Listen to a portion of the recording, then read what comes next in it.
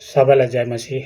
आज म यो सानोबडे है बाइबलको केही कन्टेक्स्टहरू वचनहरू लिएर आएको छु, जसले चाहिँ बताउँदछ यीशु ख्रीष्ट को हो भन्ने कुरो है। अनि यीशु ख्रीष्टले नै स्वयं त्यो बाइबलमा भनेको छ है, म को हुँ भनेर है, म चाहिँ यो हो भनेर परमेश्वरले यीशु ख्रीष्टले नै बताउनु भएको छ है।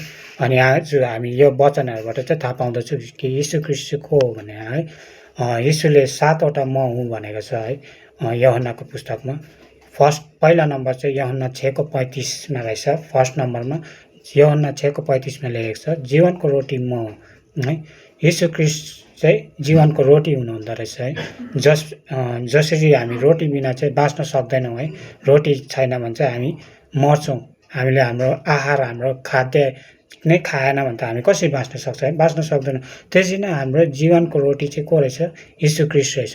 तर कुन चाहिँ जीवन भन्दाखेरि चाहिँ आत्मिक जीवनको लागि चाहिँ यीशु ख्रीष्ट हो। हाम्रो आत्मालाई बचाउने चाहिँ प्रभु यीशु ख्रीष्ट हुनुहुन्छ है। त्यसै कारण चाहिँ जसरी रोटी बिना शरीर बाँच्न सक्दैन, त्यसरी नै प्रभु यीशु ख्रीष्ट बिना चाहिँ हाम्रो आत्मा बाँच्न सक्दैन। त्यसै कारण हामीले हाम्रो आत्मालाई बचाउनु हो भने चाहिँ हामीले के गर्नुपर्दछ, यीशु ख्रीष्टलाई पाउन आवश्यक छ, यीशु ख्रीष्टलाई विश्वास गर्न आवश्यक छ। त्यसै कारण यो वचनले भन्दछ जीवनको रोटी म हुँ है। दोस्रो नम्बर छ 2 नम्बरमा छ यूहन्ना 8:12 मा यीशु ख्रीष्टले भन्नुभएको छ, म संसारको ज्योति हुँ है। संसारको ज्योति चाहिँ यीशु ख्रीष्ट नै हुनुहुन्छ। किनकि ज्योति छ भने हामी सबै कुरो देख्न सक्छौँ है, नभए ज्योति छैन भने, अन्धकार छ भने त्यहाँ केही पनि कुरो हामीले देख्न सक्दैनौँ। त्यसै कारण चाहिँ यीशु ख्रीष्ट पनि हाम्रो ज्योति हुनुहुन्छ। अनि ज्योति छ भने चाहिँ यीशु ख्रीष्टलाई हामीले विश्वास गर्छौँ भने चाहिँ हामीले हाम्रो आत्मिक आँखा खोलिँदछ है, हामी सबै कुरो देख्न सक्छौँ है। अनि हाम्रो बुद्धिहरूले सबै कुरो, हाम्रो मस्तिष्कले सबै कुरो बुझ्न सक्छौँ है। त्यसै कारण चाहिँ हाम्रो ज्योति चाहिँ को रहेछ, यीशु ख्रीष्ट रहेछ है। त्यसै कारण हामीले हाम्रो ज्योति पाउनु हो भने चाहिँ, हामीले देख्नु हो भने चाहिँ, हाम्रो आत्मिक आँखा खोलिनु हो भने चाहिँ हामीले यीशु ख्रीष्टलाई पाउनु आवश्यक छ। यूहन्ना फेरि यहाँ 3 नम्बरमा छ, यूहन्ना 10:7 मा लेखेको छ, ढोका मै हुँ। हाम्रो ढोका, स्वर्गमा जाने ढोका, परमेश्वर पितासँग भेट गर्ने ढोका, जुन ढोका छ त्यो ढोका चाहिँ को रहेछ, यीशु ख्रीष्ट रहेछ है। त्यसै कारण हामीले हाम्रो पितालाई, परमेश्वर पिता जसले चाहिँ आदम हावालाई सृष्टि गर्नुभयो, जसले चाहिँ मानव जातिको, जसले चाहिँ संसारको सृष्टि गर्नुभयो, जसले पशु वनस्पति सबै कुरो बनाउनु भयो है, त्यो सृष्टिकर्तालाई भेट्नको लागि चाहिँ, उहाँसँग भेट गर्नको लागि चाहिँ के गर्नुपर्दछ, हामीले यीशु ख्रीष्टलाई पाउन आवश्यक रहेछ। अनि उहाँलाई पाएपछि, उहाँलाई विश्वास गरेपछि चाहिँ त्यो ढोका खोलिँदछ, किनकि त्यो ढोका चाहिँ यीशु ख्रीष्ट स्वयं हुनुहुन्छ है। त्यसै कारण हामीले यीशु ख्रीष्टलाई पाउन आवश्यक छ। अनि यहाँ 4 नम्बरमा फेरि यीशु ख्रीष्टले भन्नुभएको छ है, यूहन्ना 10:11 मा, म असल गोठाला हुँ। असल गोठाला चाहिँ को रहेछ, प्रभु यीशु ख्रीष्ट है। असल गोठाला नै छैन भने त्यो भेडा जतासुकै चरिन्छ है, तर त्यसको कुनै उद्देश्य हुँदैन, त्यसले आफ्नो बाटोहरू भुलिसकेको, बिर्सिसकेको हुन्छ है, त्यो जतासुकै जान्छ है। तर गोठाला छ भने चाहिँ त्यो भेडाहरूलाई राम्रो गाइडेन्स पाउँदछ है।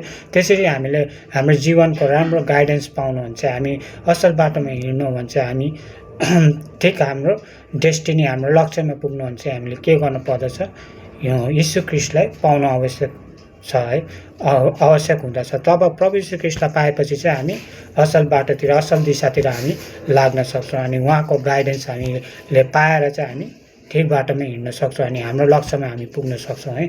अनि यूहन्ना फेरि 5 नम्बरमा छ यीशु ख्रीष्टले म हुँ भनेको, यूहन्ना 11:25 मा लेखेको छ, पुनरुत्थान र जीवन म हुँ है। पुनरुत्थान र जीवन, पुनरुत्थान भनेको चाहिँ मरेर फेरि उठ्ने है, त्यो जीवन, त्यो उठाइ र जीवन चाहिँ प्रभु यीशु ख्रीष्ट हुनुहुन्छ। हामी यहाँ बाँचेको यो जीवन त धेरै लामो हुँदैन, तर मरेपछि जुन जीवन हुन्छ त्यो जीवन चाहिँ लामो हुँदछ है। अन्त त्यो जीवन चाहिँ खास वास्तविक जीवन हो है। अन्त त्यो जीवनको निम्ति चाहिँ, त्यो मरेर फेरि उठ्नको निम्ति चाहिँ हामीले यीशु ख्रीष्टलाई पाउन आवश्यक छ, किनकि पुनरुत्थान र जीवन त म हुँ भनेर यीशु ख्रीष्टले 11:25 मा भन्नुहुन्छ, यूहन्ना 11:25 मा है। त्यसै कारण आज त्यो जीवन पाउनको निम्ति चाहिँ, त्यो पुनरुत्थान हुनको निम्ति चाहिँ हामीले यीशु ख्रीष्टलाई पाउन आवश्यक छ। अनि 6 नम्बरमा यहाँ लेखेको छ, यूहन्ना 14:6 मा लेखेको छ, बाटो सत्य र जीवन म नै हुँ। बाटो सत्य र जीवन चाहिँ उहाँ हुनुहुँदो रहेछ है। बाटो चाहिँ कुन चाहिँ बाटो भन्दाखेरि स्वर्गमा जाने बाटो, परमेश्वरलाई पाउने बाटो चाहिँ यीशु ख्रीष्ट नै हुनुहुन्छ है। उहाँले स्वयं आफूले आफूलाई क्लेम गर्दैछ, घोषणा गर्दैछ है, म चाहिँ बाटो, सत्य र जीवन हुँ भनेर। त्यही कारण त्यो बाटो लाग्नुहुन्छ, त्यो बाटोतर्फ जानुहुन्छ हामीले यीशु ख्रीष्टलाई पाउनु आवश्यक छ, उहाँलाई पछ्याउनु आवश्यक छ है। अनि सत्य चाहिँ के हो? सत्य के हो भन्ने कुरो हामीले थाहा पाउनु भने चाहिँ यीशु ख्रीष्टलाई पाउनु आवश्यक छ। अनि र जीवन म नै हुँ। जीवन चाहिँ के हो? जीवन चाहिँ कहाँ? असल जीवन चाहिँ हामीले हाम्रो यो मृत्युपछिको जुन जीवन छ त्यो जीवन चाहिँ कसरी पाउँछौँ, कहाँबाट पाउँछौँ भन्ने कुरो जान्नु हो भने चाहिँ हामीले यीशु ख्रीष्टलाई पाउनु आवश्यक छ है। त्यसै कारण यूहन्ना 14:6 भन्दछ बाटो, सत्य र जीवन म नै हुँ। अनि फेरि लास्ट अन्तिम 7 नम्बरमा यूहन्नाको पुस्तकमा यीशु ख्रीष्टले भन्दछ है, यूहन्ना 7:1 भन्दछ साँचो दागको बोट म हुँ।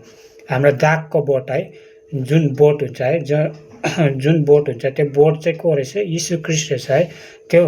त्यो दागको बोट चाहिँ यीशु ख्रीष्ट हुनुहुन्छ। अनि हामी चाहिँ के हो? त्यो बोटमा के भन्छ कनेक्ट भएको के हाँगाहरू।